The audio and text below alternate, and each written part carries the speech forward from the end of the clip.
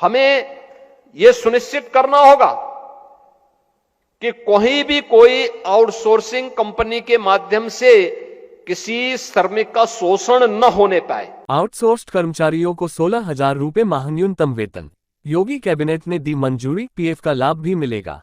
केआरजे news की लखनऊ से report. UP में आउटसोर्सिंग पर रखे गए कर्मचारियों को न्यूनतम 16 से 20,000 रुपये प्रति माह वेतन मिलेगा। इनका चयन अब विभाग सीधे नहीं कर सकेंगे, बल्कि जेम पोर्टल के माध्यम से यूपी आउटसोर्स सेवा निगम लिमिटेड के जरिए भर्ती प्रक्रिया पूरी की जाएगी।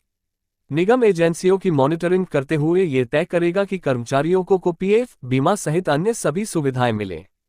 सीएम योगी आदित्यनाथ की अध्यक्षता में मंगलवार को हुई कैबिनेट की बैठक में निगम के कंपनी एक्ट के तहत रजिस्ट्रेशन के प्रस्ताव को मंजूरी दे दी गई। वित्त मंत्री सुरेश खन्ना ने बताया कि विभिन्न विभागों में काम कर रहे आउटसोर्सिंग कर्मचारियों के शोषण की नियमित शिकायतें आ रही थीं।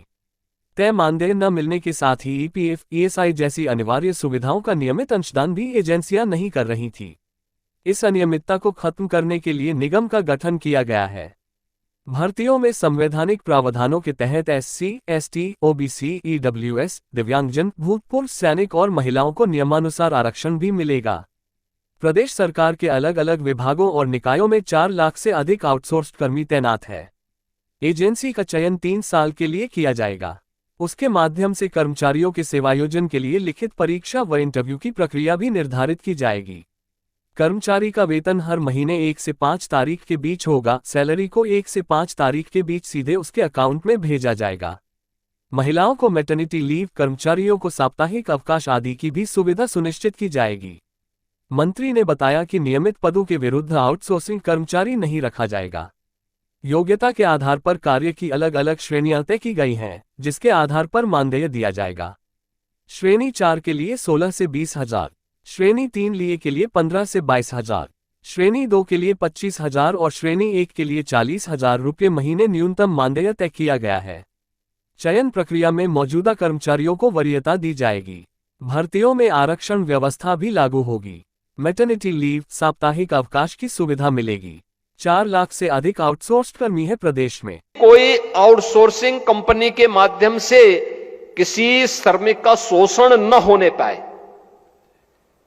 उसको उसका मानदेय, उसका वेतन जरूर मिले और आउटसोर्सिंग कंपनी के जितने भी अन्य खर्चे होते हैं, चार्जिंग होते हैं, वह गवर्नमेंट अपने स्तर पर उसको अलग से वहन करे, जिससे किसी भी श्रमिक का शोषण न होने पाए। हर श्रमिक सम्मान के साथ राष्ट्र निर्माण में अपनी भूमिका को मजबूती के साथ आगे बढ़ा सके। यह गवर्नमेंट की, सरकार की मंशा है और उसको हम आगे बढ़ाने के लिए प्रतिबद्ध हैं, क्योंकि जब श्रमिक खुशहाल होगा, जब अन्नदाता खुशहाल होगा,